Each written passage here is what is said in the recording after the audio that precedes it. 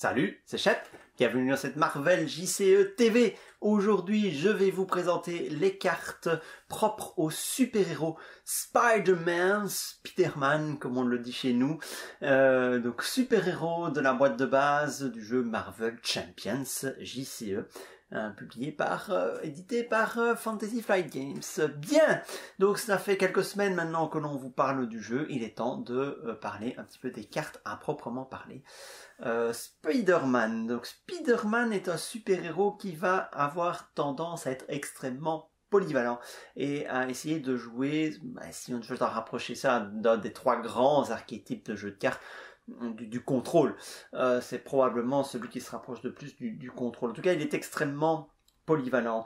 Donc Spider-Man, le super-héros, donc la face super-héros, donc il a de contre, la traduction officielle c'est contre, 1 de contre, 2 d'attaque, 3 de défense, il a une taille de main de 5 et il démarre avec 10 points de vie, il a le trait Avenger et il a un Spider Sense, donc il dit interruption, quand le méchant vous attaque, piochez une carte. Voilà, quelque part, le card advantage, c'est le propre du contrôle, hein, donc on commence déjà à sentir cet aspect dans Spider-Man, donc il va avoir des ressources qui va se baser sur toute une série de ressources, de solutions qui vont abonder dans sa main. Alors l'alter ego de Spider-Man, c'est bien sûr Peter Parker. Donc Peter Parker, il a 3 de valeur de récupération, ce qui n'est pas jojo, mais bon, c'est honnête. Il a le trait Genius, il a une taille de main de 6, Peter Parker. Donc vous voyez, la capacité de Spider-Man compense le fait qu'il ait une taille de main de 5 par rapport à Peter Parker qui a une taille de main de 6. Il a le trait il a le trait génie. C'est un scientifique, et donc pendant la phase de ressources, il n'y a pas de phase de ressources ici, pardon, je suis influencé par les autres jeux. Donc lorsque Peter Parker génère de la ressource, c'est cela que ça veut dire, il génère une ressource mentale, limite une fois par tour. Donc en gros, vous inclinez Peter Parker pour générer une ressource mentale supplémentaire. Donc il a une ressource mentale intégrée à son build, une ressource de plus, ou une carte de plus, eh bien c'est évidemment très intéressant, pour peu que l'on puisse faire des choses avec ces ressources et ces cartes, mais ça c'est évident qu'on va pouvoir faire des choses, et d'autant plus que de nouvelles cartes vont sortir. Donc ce Spider-Man pour moi est un super-héros qui ne peut que gagner en intérêt au fur et à mesure des sorties de cartes. Alors voyons un petit peu quelles sont les cartes propres à Spider-Man. Donc les cartes qui vont être dans le deck de Spider-Man, qui vont toujours être dans le deck de Spider-Man. Donc il y a un allié, c'est Black Cat, un allié qui coûte 2, qui a 1 de contre pour 1 dégât, 1 d'attaque pour 0 dégâts, on y revient, 2 points de vie, qui a le trait héros alloué, Hero for Hire, qui a une ressource, qui génère une ressource énergie et qui a une réponse forcée. Après que vous avez joué Black Cat, défaussez les 2 premières cartes de votre deck, ajoutez chaque carte avec une ressource mentale imprimée, défaussée de cette manière dans votre main. Eh bien, Peter Parker qui génère de la ressource mentale, Black Cat qui va aussi permettre de ramener dans la main des cartes avec la ressource mentale. C'est tout bénef, hein, c'est tout bénef pour pouvoir exploiter ces ressources mentales. Donc ça combat pas mal avec Spider-Man, c'est logique. Alors 1 de contre, 1 d'attaque, c'est faiblard, hein, c'est pas super puissant. Pour 2 de coups, c'est pas non plus cher payé 2 de coups, mais notez que l'attaque, le 1 d'attaque de Black Cat ne lui génère aucun dégât. Ça veut donc dire que Black Cat, vous pouvez la garder pendant toute la partie et infliger un dégât à la fois sans qu'elle ne subisse de contrepartie. Parce que si elle contre, elle subira un dégât. C'est pas mal finalement, hein. C'est ce petit dégât, c'est le petit dégât qui peut faire la différence.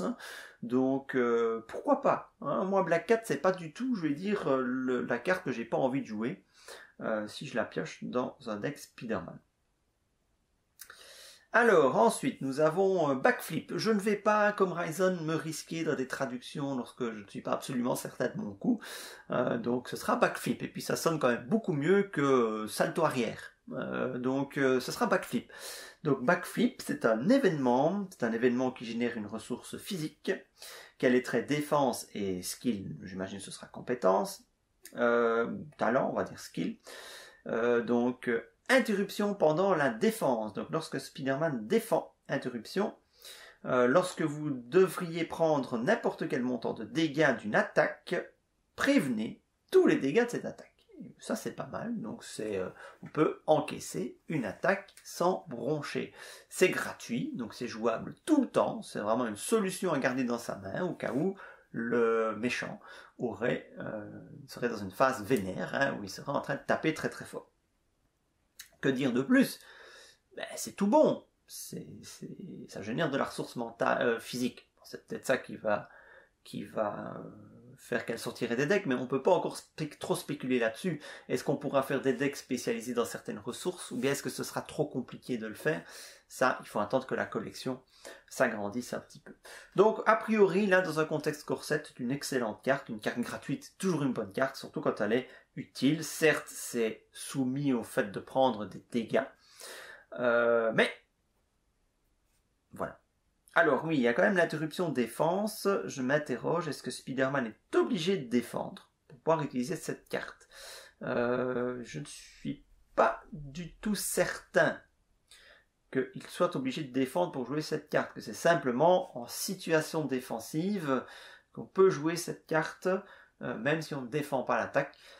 À vérifier, je pense que ça c'est à vérifier. Donc en tout cas c'est une question que je me pose. Est-ce que je suis obligé d'utiliser Spider-Man pour défendre, pour pouvoir utiliser cette carte? Ce qui du coup est nettement moins intéressant parce que Spider-Man défend à 3 de base. J'en ai pas parlé, mais c'est un excellent défenseur. Donc il peut encaisser des attaques. Ou bien est-ce que c'est simplement en situation de défense lorsque l'ennemi attaque? Est-ce que je peux utiliser cette carte? Dans ce cas, c'est très fort. Voilà, première interrogation que je me pose. Pourtant, bon, j'ai lu les cartes avant, mais ça me vient seulement maintenant. Carte suivante, le sens de l'araignée avancé. Donc, c'est un événement qui coûte 1, qui génère une ressource mentale et qui a le trait super pouvoir et qui est une interruption lorsque vous êtes en forme héros. Quand une traîtrise est révélée du deck de rencontre, annulez ses effets une fois révélés. Voilà. Ça se passe de commentaires. C'est simple, c'est efficace, et ça peut être intéressant. Ce sont des traîtrises extrêmement méchantes. Donc, très bonne carte ici. Alors, Swinging Web Kick. Donc, ça, je ne vais même pas essayer de traduire, c'est plus classe en anglais. Donc, c'est un événement qui coûte 3. Alors là, ça fait cher, je trouve. Pour un événement, ça fait cher parce que il va falloir, lors de la phase... ça dépend quand ça se déclenche. Action héros. Donc, lorsqu'il attaque. Donc, c'est vrai qu'il va falloir, si vous voulez la jouer, il va falloir garder ces ressources-là en main de sa phase d'organisation. Je ne sais plus comment elle s'appelle dans Marvel. Donc il va falloir garder ça en prévision de 3, c'est quand même minimum 2 voire 3 cartes. Donc à utiliser. Donc c'est cher, mais l'effet, donc ça a les traits aérien, attaque et super pouvoir. Action pendant que le héros attaque, infliger 8 dégâts à un ennemi. Voilà, bim, infliger 8 dégâts à un ennemi. Et donc là je pense vraiment, donc je réfléchis à mon interrogation tout à l'heure, le attaque, hero action attaque, ça veut simplement dire pendant la fenêtre d'attaque du héros. Vous n'êtes pas obligé d'attaquer avec Spider-Man pour pouvoir utiliser cette carte et infliger 8 dégâts. 8 dégâts, c'est énorme. Vous imaginez, cette carte, ça one-shot la première forme de Rhino en solo. Donc c'est super fort. Je trouve qu'en solo, c'est encore plus fort qu'en multi. 8 dégâts, c'est considérable. Voilà, c'est une excellente carte, mais c'est cher. Alors, Aunt May, donc Tante May, ça je crois que je peux le traduire, donc c'est un soutien qui coûte 1 et qui a le trait persona, donc j'imagine que c'est personne, qui a une action alter ego, donc c'est uniquement lorsque vous êtes sous la forme de Peter Parker que vous pouvez jouer cette action, incliner Tante May pour soigner 4 dégâts de Peter Parker. Bah voilà, je vous disais que la valeur de récupération de Peter Parker était un petit peu moyenne, bah voilà qui va tout de suite l'améliorer. Hein. Donc vous imaginez, dans un alter ego forme, vous jouez ça à 4 soins, plus l'inclinaison de Peter Parker, ça vous fait direct 7 soins potentiels, c'est très intéressant. Voilà, maintenant, je ne sais pas dans quelle mesure on sera souvent en forme d'alter ego avec Spider-Man, on verra. En tout cas, pour l'instant, il n'y a pas beaucoup de cartes qui permettent de gérer la manigance, et donc, on va voir. Mais en tout cas, c'est une belle solution de soin de secours, mais c'est pas une carte que je vais vouloir absolument garder en main pour la jouer. C'est vraiment une carte que, si le contexte se met, oui, je la jouerai. Sinon, ce sont ces ressources qui vont être utilisées. Je ne l'ai pas dit, elle génère une ressource énergie, et la précédente, le Swinging Web Kick, génère une ressource mentale, tout comme le Spider Sense amélioré. Alors, le Spider Tracer, le tracker araignée, qui est une amélioration, un upgrade, une amélioration qui coûte 1, qui génère une icône énergie, une ressource énergie, qui a les traits objet et tech, attaché à un mignon, un ennemi, donc un ennemi qui n'est pas le méchant. Interruption forcée, quand le mignon attaché est vaincu, retirer 3 menaces de la manigance, d'une manigance. Ben voilà, je vous disais, on n'a pas encore vu de gestion de manigance, ben voilà. 3 de menaces sur une manigance, c'est efficace, clairement, 3 d'un coup. Surtout que Spider-Man, il n'a que 1 de contre, donc c'est quand même faible. Donc ceci c'est vraiment très intéressant pour compenser cet aspect faiblard de Spider-Man au niveau de la manigance. De nouveau, ici c'est quelque chose que je vais utiliser pour sa ressource avant tout, et puis si le contexte le justifie, je la garde pour enlever la menace. Mais c'est pas ce que j'ai envie d'avoir à table, de jouer immédiatement. Le web shooter, le tireur de toile, c'est aussi une amélioration qui coûte 1, qui génère une ressource physique ici, qui a les traits objet et tech également, qui a 3 utilisations, donc 3 web counters, 3 compteurs toile. Donc il rentre en jeu avec 3 compteurs toile, et alors pendant que le héros génère des ressources, donc là on est sur la phase super-héros uniquement, incliner le tireur de toile et retirer un compteur de toile pour générer une ressource libre. Et ça, c'est pas mal. Une ressource libre, c'est utilisable pour tout. Une ressource gratuite. Et ça, c'est bien, parce que notamment dans la perspective du swinging kick, là, swinging web kick, là, qui coûtait 3, je vous disais, c'est cher. Avec ceci, ça ne coûte plus que 2. Donc moi je pense que ce web shooter, c'est vraiment une magnifique réserve de ressources libres que l'on va garder précieusement pour sortir les cartes les plus puissantes quand on en a besoin, pour se dépanner en cas de besoin. C'est une superbe solution, et donc ce Spider-Man se confirme comme étant un bon gestionnaire de ressources, finalement un bon gestionnaire d'énergie, et ça va être très intéressant de ressources, pardon, et ça va être très intéressant de voir ce qu'on va pouvoir faire avec lui. Bref, il est très polyvalent. Je vois pas un aspect qui se démarque, à part peut-être cet aspect un peu contrôle, j'annule des dégâts, je soigne, donc il est très polyvalent, ce Spider-Man. Alors, je n'ai pas fini, il en restait une, c'est Webbed Up, enchevêtré dans la toile, on va dire, ou toilé, je t'ai toilé. Donc c'est une amélioration qui coûte 4. Là ça devient vraiment cher, mais on a vu que Spider-Man générait de la ressource. C'est une amélioration qui coûte 4, qui génère une ressource physique, qui a le trait condition.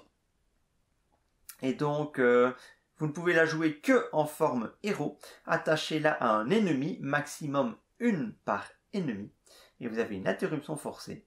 quand l'ennemi attaché devrait attaquer, défausser Webbed Up à la place, ensuite sonner cet ennemi. Donc en gros, vous vous prémunissez non pas de une, mais de 2 attaques de cet ennemi. Et ça, évidemment, c'est un gain de temps énorme pour pouvoir rester le plus longtemps possible dans cette forme super-héros. Donc je pense que vraiment que l'idée, c'est de rester le plus possible dans cette forme super-héros avec Spider-Man. Voilà. Donc c'est une excellente carte, hein, mais elle est chère. Mais c'est une excellente carte de se prémunir de 2 attaques d'un ennemi. Ça peut s'attacher au méchant. Hein, donc de se prémunir de 2 attaques du méchant, ça peut être très très intéressant pour faire le forcing au niveau des cartes de super-héros. Du super-héros. Voilà, alors voyons un petit peu le deck Nemesis de Spider-Man. Donc comme vous le savez, il y a un deck Nemesis donc, qui va mettre des bâtons dans les roues de Spider-Man. Donc nous avons Vulture, vautour, j'imagine ce sera la traduction, qui est le Nemesis, donc l'ennemi Nemesis de Spider-Man, qui a 1 en manigance et 3 en attaque, 4 points de vie, et qui a le trait Quick Strike, donc initiative j'imagine, donc après qu'il ait attaqué, après qu'il ait engagé, votre héros, il attaque, donc direct, bim, il va vous mettre une attaque, 3 dégâts. Donc ce vautour, à part ça, ne fait pas grand chose d'autre. Donc c'est un ennemi qu'on va tranquillement éliminer. Alors il a quand même 4 points de vie. On n'a pas vu que l'attaque, n'était pas le point fort de Spider-Man, à part son coup de pied évidemment. Mais encore faut-il qu'il puisse le jouer souvent. Et donc voilà, il faut le gérer ce vautour, mais je n'ai pas le sentiment que ce soit le plus difficile de toutes les Némésis, tous les ennemis Némésis en jeu. On verra évidemment, mais j'ai pas le sentiment que ce soit ce qu'il y a de plus compliqué à gérer. Alors, nous avons la manigance de Nemesis, Highway Robbery. Donc c'est le side scheme, hein, donc la manigance, comment on appelle, annexe. Une fois révélé, chaque joueur place une carte au hasard de sa main, face cachée, sur Highway Robbery. Une fois vaincu, une fois cette manigance annexe résolue, enfin explorer, on va dire, je ne sais pas quel terme on modifie, défaite, ok. Retourner chacune de ces cartes ici dans la main de son propriétaire. Ok, c'est pas vraiment l'effet le plus vilain que l'on puisse imaginer. Alors, notez qu'il y a une icône d'accélération. Alors ça, évidemment, c'est tout de suite beaucoup moins drôle. Hein, donc on va ajouter un jeton de menace supplémentaire sur la manigance principale. Ça, c'est moins bien. Ça démarre avec 3 jetons manigance par joueur, ce qui est, je vais dire, la norme des manigances annexes. Notez que les manigances annexes ont toutes aussi 3 icônes de boost, au cas où elles seraient remélangées dans le deck de rencontre, que le deck de rencontre soit recyclé, hein, ça peut arriver. Hein, donc j'ai envie de dire, c'est pas non plus spécialement ce qu'il y a de plus méchant comme effet, mais rien que pour l'impact de l'accélération, on va rapidement gérer cette manigance annexe, hein, qui n'a que 3 jetons, donc a priori ça va assez vite, mais on a vu que Spider-Man, c'est pas forcément son point fort de gérer la menace. Donc voilà. Alors, nous avons encore 2 autres cartes Nemesis. Nous avons Sweeping Swoop, qui est l'attaque de Vulture d'après l'illustration, donc qui est une traîtrise. Une fois révélée, sonnez votre héros. Si vautour est en jeu, cette carte gagne renfort. Ça peut évidemment être beaucoup plus ennuyeux. Ouais, certes, Spider-Man ne va pas forcément attaquer le plus. Il a 2 en attaque, c'est honnête, mais on va peut-être l'utiliser pour autre chose. Moi, je vois bien Spider-Man défensif qui va essayer de gagner du temps en tankant les attaques. Et puis qu'il y a un effet boost. Hein. Un effet boost, c'est donc si cette carte est attribuée au méchant lors de l'attaque du méchant. Si cette activation inflige des dégâts à un personnage allié, sonnez ce personnage. Voilà. Donc ici c'est sonner. C'est une carte qui va sonner. Ok. Ça vous fait perdre du temps, mais je suis pas spécialement choqué par cette carte. Elle ne me paraît pas spécialement horrible à gérer. Et puis vous avez une autre traîtrise dans ce deck Nemesis de Spider-Man, c'est les plans du vautour. Une fois révélé, défaussez une carte au hasard de la main de chaque joueur. Placez un de menace sur la manigance principale pour chaque type de ressources différents défaussées de cette manière. En solo, a priori, ce sera toujours que 1. À 2 joueurs, ce sera maximum 2. À 3 joueurs, ce sera maximum 3. Et à 4 joueurs, ce sera maximum 4. Voilà. Donc, si je me place dans la perspective du solo, de nouveau, ça me fait pas spécialement peur. C'est un jeton, ok, c'est un jeton de menace pour une carte traîtrise. Ma foi, c'est pas super handicapant. Ça a quand même 2 icônes de boost si ça sort en boost. Voilà. Gérard. Voilà, et on a fini de passer en revue les cartes. Ah non, l'obligation, j'oubliais l'obligation de Spider-Man, Eviction Notice. Donc son obligation, donc elle dit quoi? Vous pouvez